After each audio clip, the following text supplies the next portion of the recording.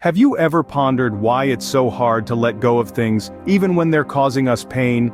It's an intriguing question, isn't it? You see, as humans, we seem to have an innate tendency to hold on to things, even when they're no longer serving us. It's like holding on to a cactus. It's prickly, it's painful, but we just can't seem to drop it. Why is that? Well, there are a few psychological reasons that might explain this. One of the main culprits is fear of change. Change is scary. It's the unknown. It's stepping out of our comfort zone and into a world that's different from what we're used to. So we cling to what's familiar, even if it's hurting us. Another reason is our attachment to the familiar. It's like an old worn-out sweater. It might be full of holes and it's certainly seen better days, but it's comfortable, it's familiar. And so we keep wearing it, even though we know we'd be better off without it. It's a strange thing, isn't it? We know it's not rational, yet we do it anyway. And let's not forget about our fear of loss. We're afraid that if we let go, we'll lose something precious. We might lose a part of ourselves, our identity. Or we might lose a person, a relationship. It's a paralyzing fear that keeps us stuck in a place we'd rather not be. But here's the thing. Understanding this is key. It's like turning on a light in a dark room. Suddenly you can see. You can see the cactus you're holding on to. You can see the old worn-out sweater you're wearing. And you can see the fear that's keeping you stuck. So why do we hang on to things that hurt us? Fear of change, attachment to the familiar, fear of loss. But understanding these reasons is the first step. It's the first step towards overcoming this challenge. Understanding why we struggle to let go is the first step towards overcoming this challenge. The path to letting go begins with acknowledging your feelings. Imagine you're navigating a vast ocean of emotions. Each wave represents a different feeling, some gentle and calming, others fierce and intimidating. To begin the process of letting go, we must first acknowledge these waves. We must recognize and validate our feelings, no matter how big or small they may be. It's easy to ignore or suppress our emotions. We might think it's a way to avoid pain or discomfort. However, doing so is like trying to hold back those ocean waves with our bare hands. It's not only futile, but it can also lead to increased stress and anxiety. So, how do we acknowledge our feelings? It starts with being honest with ourselves. This is not about judging whether our feelings are right or wrong. It's about accepting them as they are. It's about saying, yes, I am feeling this way, and it's okay. One effective way to acknowledge our feelings is through journaling. Writing about our emotions can help us to understand them better. It's a safe space where we can pour out our hearts without fear of judgment or criticism. When we put our feelings into words, we take the first step towards processing them and, eventually, letting them go. Another tool we can use is meditation. This practice helps us to be more mindful of our emotions. It encourages us to sit with our feelings, rather than pushing them away. As we breathe in and out, we can visualize each emotion as a wave passing through us. We acknowledge its presence, but we don't let it sweep us away. Remember, acknowledging our feelings is not a sign of weakness. On the contrary, it's an act of courage. It's a testament to our strength and resilience. It's a step towards self-awareness and self-compassion. By acknowledging your feelings, you give yourself permission to begin the process of healing and letting go. The next step involves understanding what you can and can't control. Now, this might sound simple, but believe me, it's a concept that's easier said than done. You see, humans by nature have this inherent desire to control everything. We want to hold the reins of our life and steer it in the direction we deem best. But here's the catch. Life is not a well-trained horse that follows our commands. It's more like a wild river, unpredictable and unyielding. And when we try to control this river, it leads to stress, anxiety, and a whole lot of frustration. Think about it. How many times have you found yourself worrying about things beyond your control? The weather, the traffic, other people's actions, the future? And how many times has this worry led to any positive outcome? The truth is, focusing on elements outside our control is like trying to catch the wind. It's futile and exhausting. On the other hand, when we focus on what we can control, the picture changes dramatically. We can control our actions, our reactions, our thoughts, our attitudes. These are the tools we have at our disposal, and they are mighty powerful. When we concentrate our energy on these aspects, we cultivate a sense of empowerment.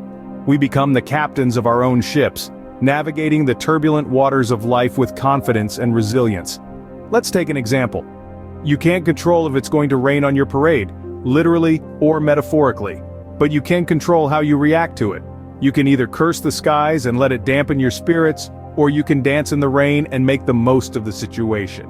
the choice is yours. So the next time you find yourself grappling with anxiety or stress, take a moment. Ask yourself, is this something I can control? If it's not, let it go. Allow the river of life to flow freely. And if it is within your control, take charge, use your tools, make a positive change. When you focus on what you can control, you empower yourself to make positive changes. Keep this mantra in mind as we move on to our next step, practicing acceptance. The third step in letting go is to practice acceptance. So, what is acceptance? It's acknowledging the reality of a situation, embracing it, and understanding that sometimes things simply are as they are. It's not a sign of defeat, nor is it a display of weakness. It's a conscious act of courage and strength. Acceptance, in its truest form, is a transformative process. It involves shifting our perspective, letting go of the desire to manipulate or control situations, and instead, surrendering to the natural flow of life. It's about agreeing to live in harmony with our circumstances rather than fighting against them.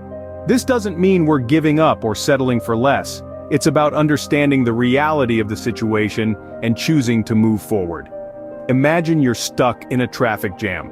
You can either spend your time stressing about the situation, honking your horn and making yourself miserable, or you could accept that you're stuck, put on your favorite music, and make the most of the moment. This doesn't mean you're happy about the traffic, but you're accepting it for what it is, and not allowing it to ruin your day.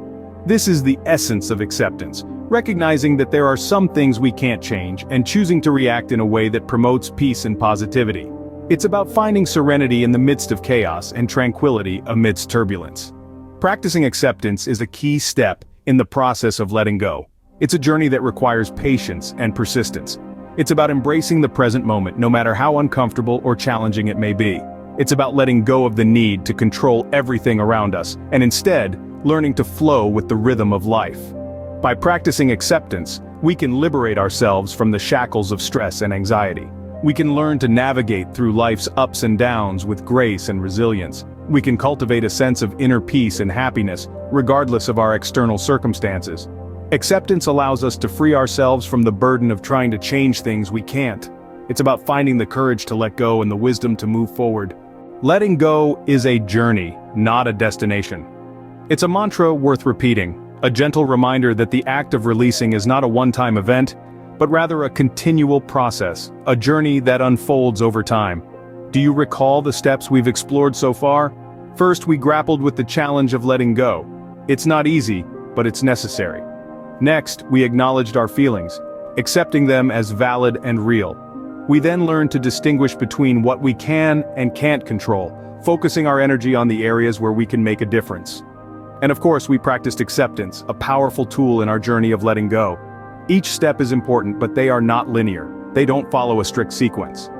You might find yourself acknowledging your feelings one day and practicing acceptance the next. That's okay. That's how the journey unfolds. It's not about perfection. It's about progress. Remember, it's okay to stumble along the way. It's okay to take 2 steps forward and 1 step back. This journey is not a race. It's a marathon, a long-distance run that requires endurance, patience, and resilience. And patience, dear listeners, is key. Be patient with yourself as you navigate this journey. It's okay to move at your own pace. It's okay to take your time. Progress is progress, no matter how small. As we journey through the process of letting go, we'll find that each step forward, each moment of release, each act of acceptance opens up a new world of possibilities. We'll discover a life less burdened by unnecessary stress and anxiety. We'll experience a newfound sense of freedom, a sense of calm, a sense of peace.